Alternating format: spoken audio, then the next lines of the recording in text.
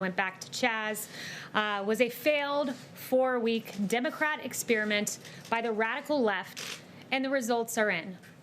Anarchy is anti-American. Law and order is essential. Peace in our streets will be secured. While the Democrat mayor of Seattle proclaimed that Chaz was to be, quote, the summer of love, in fact, it was not. And other failed Democrat politicians also remain passive or even silent in the face of anarchy. But while that happened, President Trump set the tone. Law and order must prevail to preserve peace in our streets. The president is not the Democrat governor of the state of Washington. The president is not the Democrat mayor of Seattle. But nevertheless, the president must lead by example and be prepared to act in the face of failed Democrat leadership, which is what we saw in Democrat Seattle and Democrat Wisconsin. President Trump has always stood on the side of law and order, and we are pleased to report that law and order has prevailed and Seattle has been liberated from the anarchists. In President Trump's America, autonomous zones will have no sanctuary. The BHAZ, which stood for the Black House Autonomous Zone across from the White House, was swiftly dismantled.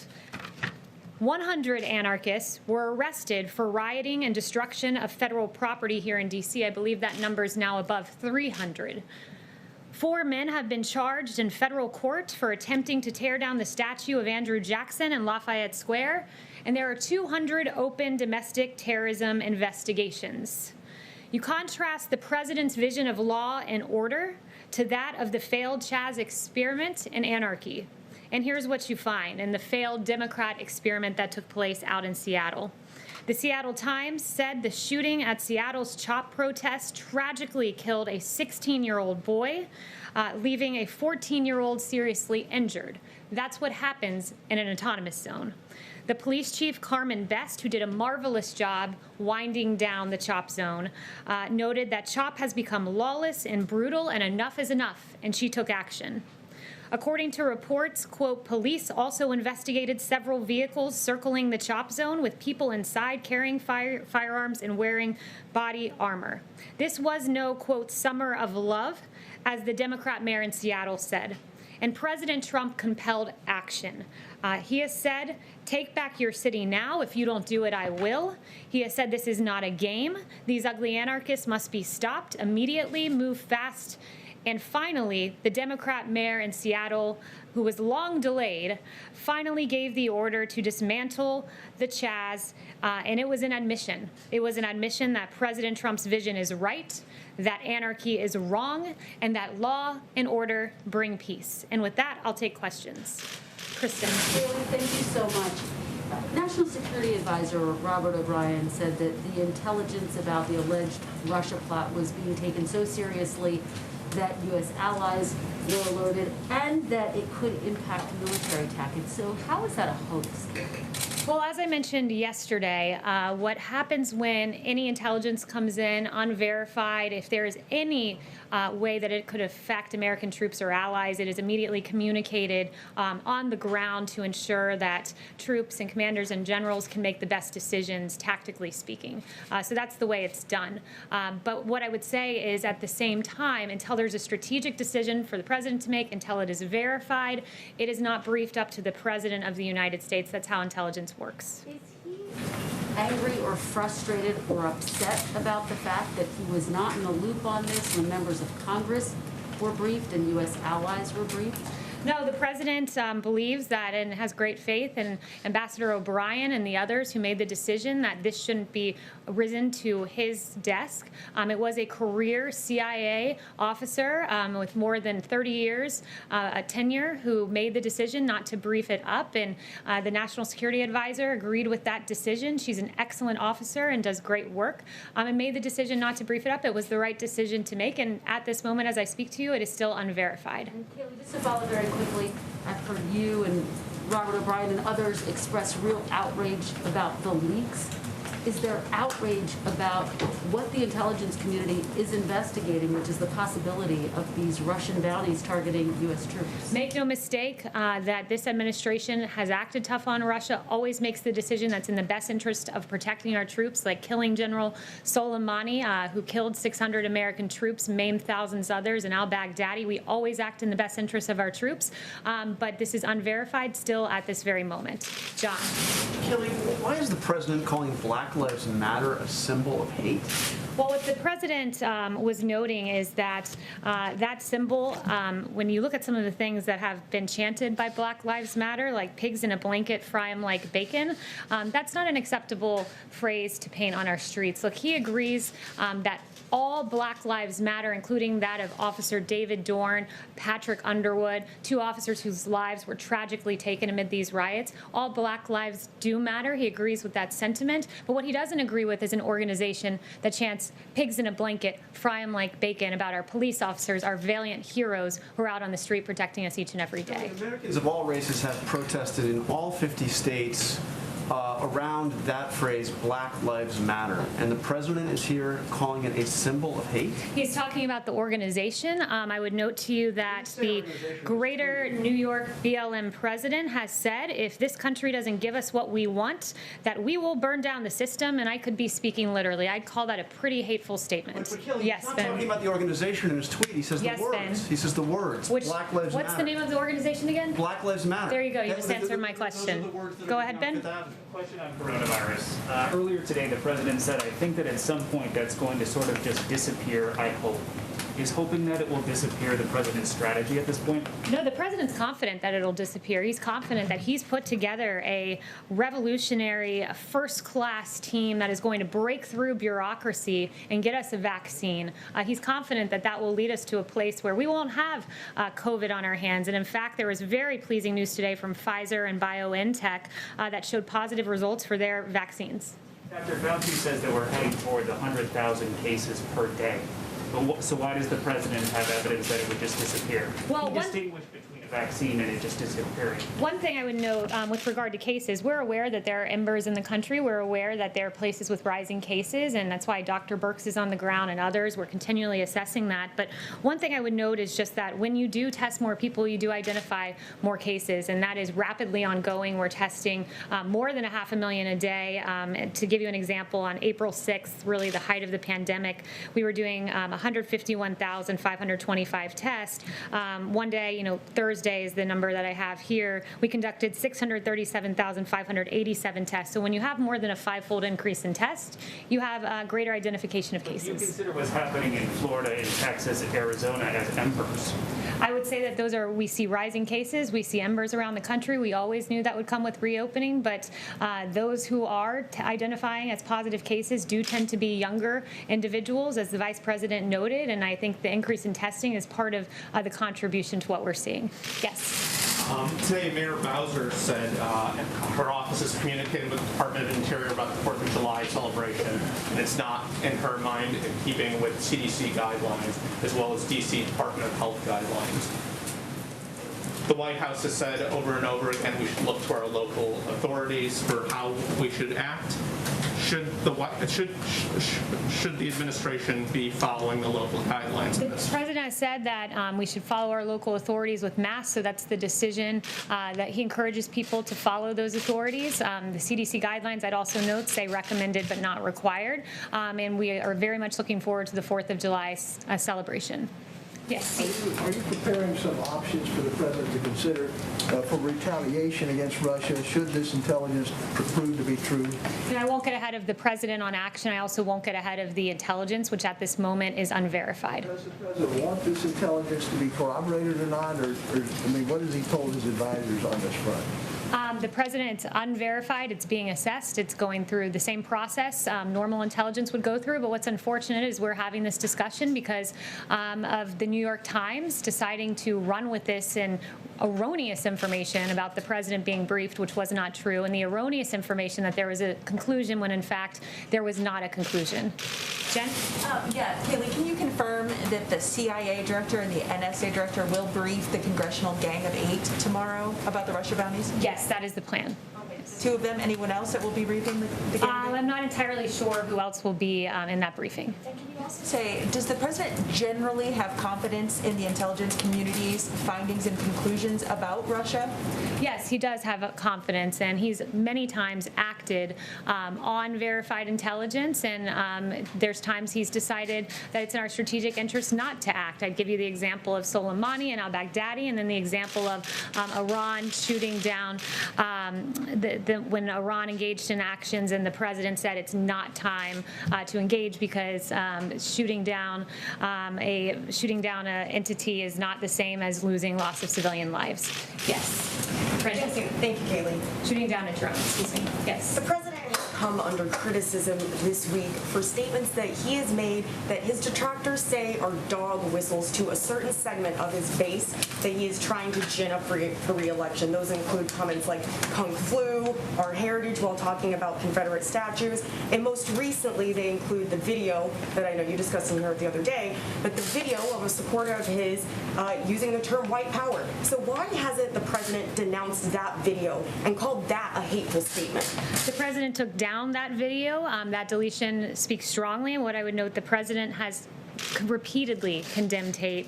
August of 2019, in one voice, our nation must condemn racism, bigotry, and white supremacy. These sinister ideologies must be defeated. Hate has no place in America. In April 2019, we have no tolerance for those who disrupt this peace, and we condemn all hate and violence, especially in our places of worship.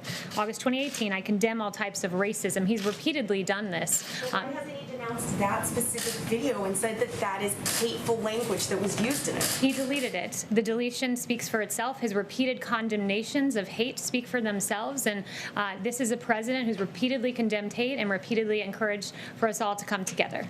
Yes. Thank you, Kayleigh. Did the president meet today with Senate Republican leader McConnell about the future recovery aid package? And is there any sort of agreement on additional unemployment insurance or stimulus payments? Yeah, so I have no announcements with regard to his meetings, but what I would say is he did mention that in a phase 4, he would be open to direct payments.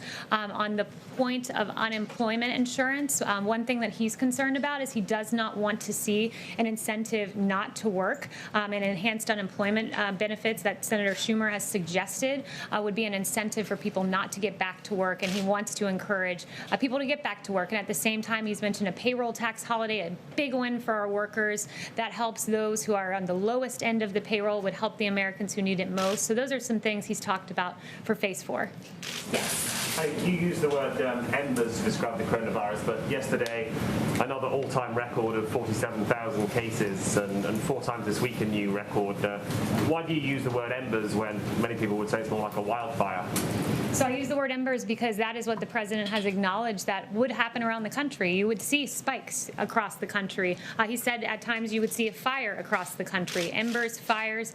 But at the same time, I would note the increase in cases, or the increase in testing, 6-fold increase in testing. You identify more cases. I'd also note that Secretary Azar said that we've seen nationwide that fatalities at a 2-month low. So this is a different situation when those who are testing positive are younger. We have increased tests. We're aware where there are surges. That's why Dr. Birx is on the ground. But we believe we are equipped to handle what we see on the horizon. Has the president made a conscious decision to talk less about the virus? I think in his town hall with Sean Hannity, someone measured it was only 3 minutes that he discussed it. He tweets about it far less often than he used to. The president is not focused on talking. He's focused on action, and his administration has taken historic action with regard to the coronavirus. We have an excess amount of PPE, surge, a huge amount of ventilators in the stockpile, things that could never be done, we were told, have been done under this administration, testing more than 600,000 a day. This president has done a historic job with regard to the coronavirus. Louise. Thank you. President yesterday tweeted that he's angry against China. There's anger against China in India also. So India has banned 59 apps from China, including TikTok. How does the president knows about it, and what are his views on this? So with regard to India and China, we're closely monitoring the situation. He is as well. Both India and China have expressed a desire to de-escalate, and we support a peaceful resolution of the current situation. And he said that China's aggressive stance along the India-China border fits with a larger pattern of Chinese aggression aggression in other parts of the world, and these actions only confirm the true nature of the Chinese Communist Party. TikTok, India banning the TikTok app. No announcements on that. I would just point you to what Secretary Pompeo said earlier. Yeah. Yes. When can we expect the president to weigh in on Israel's plan to annex parts of the West Bank and the Jordan Valley? And how much does this delay perhaps have to do with the concern about setting evangelicals here in the United States, who, of course, are a really important part of the president's base in the election effort? Yeah, so I've not spoken to him about that specific issue, but he's a great supporter of Israel, and I would just leave it at that. But Kayleigh says that there could be something this week, so I'm just wondering what the delay is, and maybe you could weigh in on, there are concerns this could be the final nail in the coffin on a Palestinian state. Like, what is the president thinking about that? So no announcements on that front, and I won't get ahead of him on anything that would happen this week or beyond. Yes. The president has said in this room that he wants to meet the Taliban leadership. Now that world leaders are coming here again, is that on the cards? Is that going to happen soon? Is there a timetable? So again, I won't get ahead of the president on that. What the president wants is to see our troops come home from Afghanistan. He has been on the record being against keeping a sustained presence in Afghanistan. He does not believe in foreign adventurism and wars that drag on. He believes the ultimate way to secure our troops is to bring them home. Has the report of the Russian bounties to Taliban fighters affected that calculus? That's unverified intelligence that's currently being assessed. Yamish? Hi, thanks, Kayleigh. The first question I have is two questions. The first is, on Monday, the president went after stripping racist names on buildings.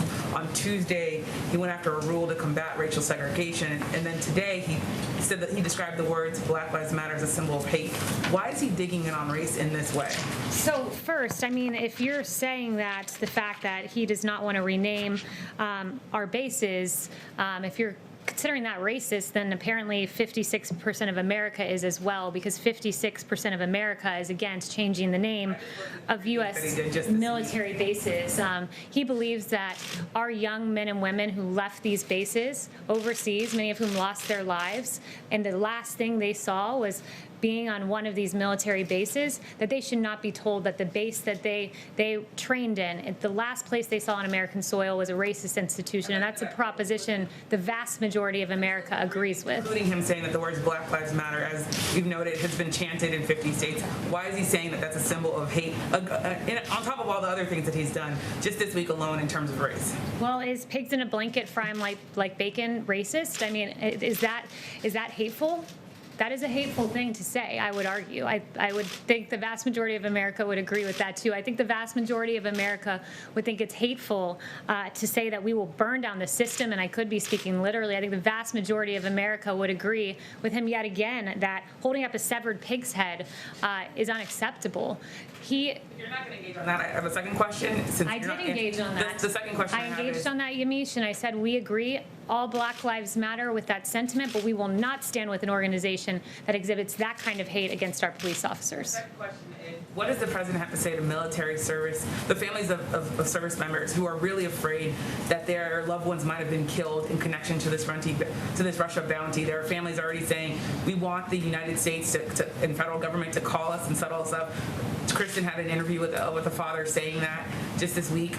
What is this president's message to the military families in this country? So that it's unverified intelligence. It's continually being assessed, and the Department of Defense has said they do not know of any Americans that have been killed in relation to this unverified intelligence that's currently being assessed. Yes, Janelle. Thank you, Kayleigh. The president has stated in the past that he will not tolerate defunding police, and he said this multiple times. Considering that many Democrat-led cities have now done so, including New York City as of this morning, what does not tolerating this move look like from the president's vantage at this time? Yeah, I mean, speaking out fervently against it, and what it means is, this executive order gives additional funding to police departments if they meet certain standards. We want safe policing. We want to make sure that police officers are trained to de-escalate.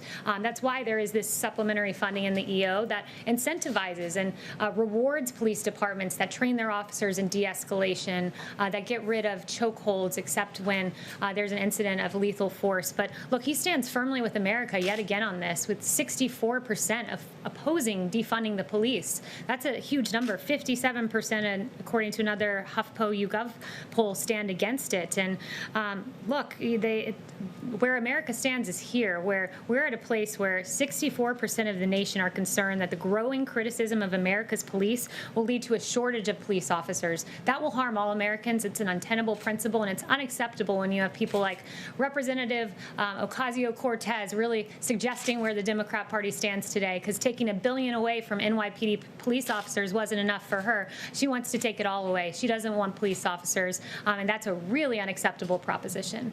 On the USMCA also, it takes effect at midnight. What immediate changes is the White House hoping to see immediately starting tomorrow? And then are there any elements of the USMCA that may be hindered because of COVID-19?